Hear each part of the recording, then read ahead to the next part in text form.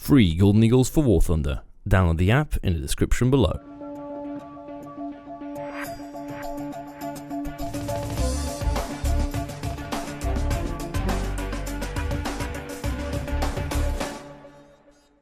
Hey guys, welcome back to War Thunder and welcome to the Ho-Re prototype. Today, we're not going to be reviewing the tank, we're not looking at too much of the nitpickiness of how it performs. I've given you a short answer, it's a really good tank. You want a good premium at tier 4 to grind your Japanese texture with. Not that I know why you'd want to, because there really is nothing at top tier Japan to play, but I guess if you want to research the Ho-Re production at 7.0, this is a really good tank to do it with, because what you're doing is you're practicing for the Ho-Re production itself, which is just a better tank at a better BR. So first and foremost, I'd like to apologize for every single camper that I may have offended in the past couple of videos. I've been a bit mean to you, I do apologize, I know you have feelings. I was speaking on behalf of something I don't actually have any experience on. I've played 44,000 matches. The only type of camping I know is spawn camping. It's the one I like doing, because it's pretty enjoyable, but I've never actually camped in my life. I don't know what camping stands for, so I really had to look it up and figure out what a camper does. And for the most part, what I understand is that you sit somewhere in a good position and wait. Essentially, you wait for the enemy to come to you. You wait for the enemy to expose themselves, waiting. So I got the idea of waiting because I've actually experienced this waiting quite a lot trying to play the new French jets.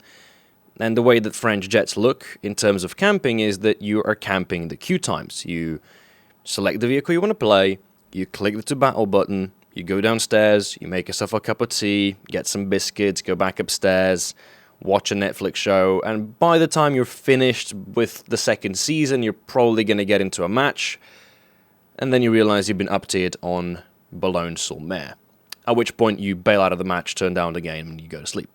So, with a camping mindset, I decided that I was going to go and find a location as close to my spawn and yet as close to my capture point as I possibly can. And the map here that I got, Poland, 2 capture points, slightly revamped this one has been over the past patch, is a weird map, but I like it. I mean, they've moved the spawn point further south, which removes it from being right next to the spawn capture point, and this is what I used to call these maps, or the caps on these maps, I used to call them spawn caps, because they were in the spawn point. So if you wanted to win the game, which you do by sitting in the capture point for like 3 minutes on end to win, you were essentially spawn camping, which was, you know, it was counterintuitive because it wasn't fair play, but it was the only way that you could win the game. So I've never been a fan of double capture point maps, but this one here might actually just pass through my bullshit radar.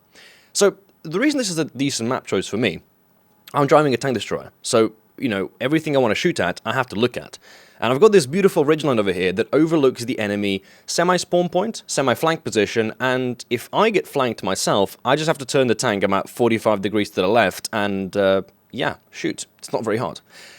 Now, with both the Ho-Re production and the Ho-Re prototype that I'm playing here, if you do want to see some gameplay from the production variant, I'm not sure I'm going to make a YouTube video on it. It's a reasonably uninteresting tank, but it plays the exact same way. Different matchmaker, just at 7.0, you might get up to 8.0. The thing, both of these two tanks are essentially Japanese versions of the Ferdinand. So you don't have to look too much worried about getting shot at.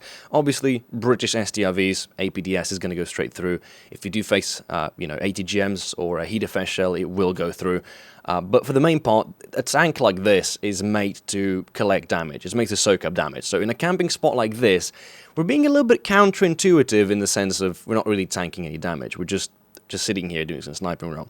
Now, how does it do in the term of a sniper? Honest answer, I don't actually know. My best guess is it's decent, because every copy of the German Ferdinand is going to be decent.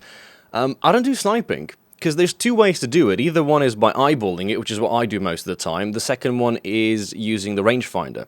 Now, the rangefinder does just what it says in the tin. It finds the range, and it's really useful if you like sitting in the back of the map sniping. You probably should find a key binding for it, and all you do is you look at the enemy target, and Mike has a really good video on it, but essentially you look at the target, you get the range, you put the range into your crosshair, and then you shoot. That's it.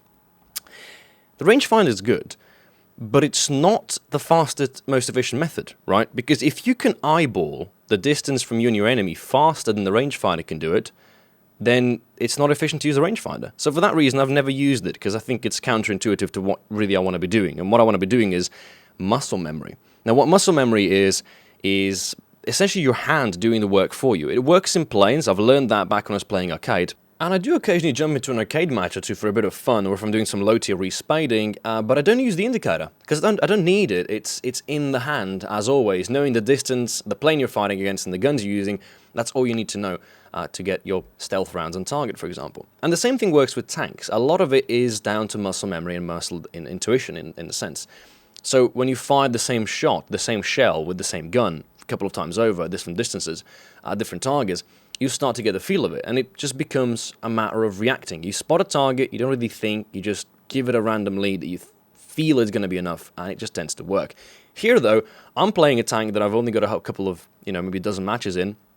I don't understand the gun yet, and I don't understand this particular spot, because again, I'm camping, and I'm doing something I usually don't do. So you'll see a lot of missed shots here, a lot of ricochets where I could have very easily gotten myself a kill.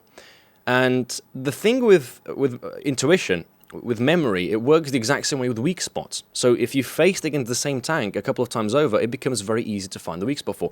This is a good point for me to make. The T-54 1947 was the tank that I learned this on in terms of shot trapping, because I never knew how to eliminate it, so I had to learn forcefully to do shot traps. And the same thing led over to the IS-6. So when the IS-6 came out, I never really struggled with it. I just knew where the weak spot was, and I just adapted to it, as I did in the T-54 segment.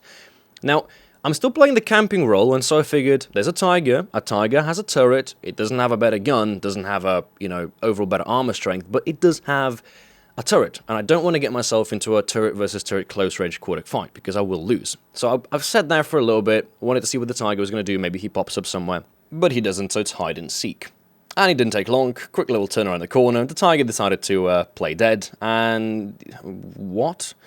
Okay, that shell went into the rubble. I didn't see it because of the pillar in front of me. But the real question is, why does the Tiger still not realize I'm in the same spot I was like 30 seconds ago? I'm not that fast. The Hori prototype is a maneuverable tank, as I think most German tank destroyers are, as well as the copies of these German tank destroyers. Maybe excluding the Yak Tiger, that thing is a behemoth, but these tanks aren't slow. Just judging something based upon its size or armor value doesn't make it slow. And you have to remember, we're playing on a city map. This is not mud, it's not earth, it's not ground terrain, it's not, snow. This is paved roads in the middle of Poland. They are very, very nice for getting the tank to its possible top speed, and being a premium or a bundled pack, in the case of the Hori production or prototype, I apologize, is there's no grind. You get the best performance straight out of the bat. But what makes it so much better is that if we are talking about the Hori production, the 7.0 version of this tank, it still has no stock grind, excluding the parts and some performance. There's no shell selection. There's no need to grind for that HEDFS shell, and that I think is something that sets apart these tank destroyers, especially the German tanks. And why I love the German tanks so much is because you get the best shells straight off the bat. You have the most penetration, you have post-pen effects, it's all you can dream of in one pack. And this is where we are relocating to the third and final camping spot, which is going to be the enemy capture point. Now again, if this was patch 1.69, I'd probably call this a spawn cap, and I would also be spawn camping, but in this case the spawn point is actually in a completely different spot. You can see it all the way across the map over there to the bottom right hand corner. My question is just, why is there a tiny white circle where the capture point's supposed to be, but the capture point is actually a lot bigger? Because you can see I'm currently capping the point, but I'm not in the point, because the visual circle portraying the capture point is not properly shown. So I go as far back as I possibly can to figure out where this capture point begins or ends, because I don't want to be in the very middle of it. I want to be in a nice, kind of observant spot, but still have some protection to my sides. So I'm eliminating the potential option of getting flanked. But that really shouldn't matter, because the enemy team is, they have like 3 active players, out of which maybe 1 is in a plane, 2 of them are sitting in their own spawn. And, the only thing that we can do now is you either spawn push them and try to get the fast couple of kills and wrap up this game based upon victory in that regard, or you just sit in this capture point here and wait until it's done. So, assuming from the amount of teammates that I've got right now rushing in here, that should be the fastest way to do it, and at least the most guaranteed one, because the worst thing that can happen is if you spawn push right now, you get the last 3 players eliminated, and then one of them decides to spawn in a fighter. That fighter is going to be flying around for no reason stated, and you can't eliminate him. And even though there's just 1 plane flying around and 0 tanks on the ground, and your team is still entirely alive, that match is going to go on until the timer runs out. So to make sure this match ends as soon as possible, meaning that we get the maximum amount of research points that we're going to want, because otherwise our battle time goes down, sitting here and camping for the duration of the match is probably the best option. And, you know, just judging from the team positioning, I don't think there should be too much of a risk getting flanked right now. And the enemy is sitting in the other spawn, but it's not really a spawn. Those of you who understand this map layout, just glance at the minimap, you'll see that where the enemy is actually currently sitting is normally a spawn. Yes, that's where most players actually spawn in on Poland. But in this case scenario, it's not. So those players have spawned the other spawn point, decided to flank around and sit behind the ridgeline to try to protect this capture point. Unfortunately, they're fighting in 5.7 tanks, being marginally up-tiered against a Ho-Re prototype. There's very little that they can do unless they know exactly where they can pen me, or unless they can flank me. And I'm not the only one sitting in here. I've got some backup, I've got some people spotting for me, and it's going to be a relatively easy run-through. So I'm fighting a T-34E, I believe. He's got those little nets that prevent any kind of explosive, like HESH shells to go through, but we're not using HESH, we're not using HeatFS, we're using the good old-fashioned best shell in the game, an APHE, and it's not a problem to go through the turret of the tank and just make so much damage inside that it's a one-shot kill every single time. And the best part about one-shot kills is the only thing you need is 1 shot, which is precisely what's left in my quiver. I've only got 1 shell left. I can't replenish it, because I'm capturing the point that's going to replenish it for me, and by the time I've done that, it's going to be game over. I really wanted to use 1 more shell. I wanted to make this game worth it by utilizing every single piece of ammunition I possibly can. There's a reason that I only use 17 shells. You generally don't get more than 17 kills. If you do, man, you're a god. You know, all I could have wished for right now is to get that 1 last kill, and if it was a plane, oh, it would have been such a nice game. M19? Shooting at a plane? Do we have an option? I mean, all we need is to get the 105mm gun on target and hit. A Yak-9T flying a straight line? I think we got ourselves a winner.